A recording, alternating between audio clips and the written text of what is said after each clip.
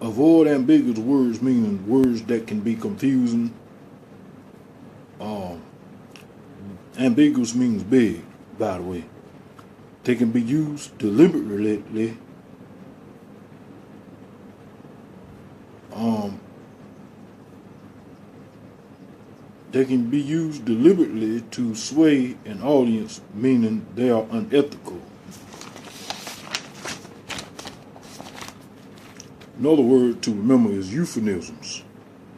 Euphemisms are words or phrases with positive overtones, connotations substituted for those with negative overtones. Vivid language is used by effective speakers. It uses to enhance imagery. For an example, a long black snake or a long skinny snake. Cause vivid speakers, cause vivid speakers, it's easier for them to remember concrete words because they're using them in the speech is likely to make your entire message more memorable.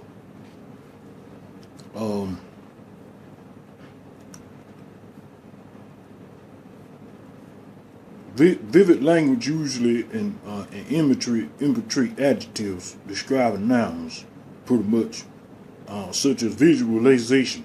Visualization is imagining in your head the picture of what the speaker is introducing. For an example, an epic, which is a heroic event or a story or a myth. Authors use this formality with fiction and nonfiction, which means fiction N and F means fiction and nonfiction books. Electrify your word or audience, enlighten your viewers, make forceful language is another way, which means in a speech, which means the words you use in a speech can carry varying degrees of force and strength. In the part we're going to discuss more terms in presenting your speech. The second part of this, we'll talk about magnitude, which means size. Magnitude, pretty much modularization of a pitch. Vocal skills.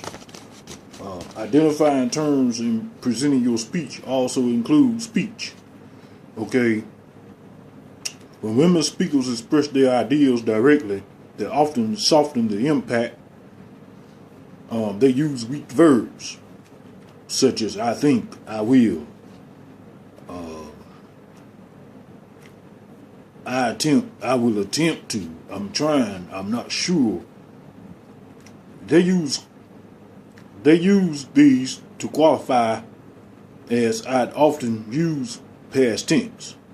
For an example, what I wanted to talk about today was presenting your speech. Another example would be, I wanted to talk about careers in speaking, which is what I did last night. Okay. In start of this, I have to concentrate on one or two of these languages' characteristics. Okay. The first one will be, and another one, term identified as stylistic device. In addition to this having actual and implied meaning, words can have a texture or feel. This persuasion was done by expert Charles Larson in 2010. This theory is known as the thematic dimension of language. This ability of words to set a mood, a feeling, or a tone or theme is their most important persuasive aspect. Stylistic devices gain their entertaining and persuasive power by departing from everyday language usage.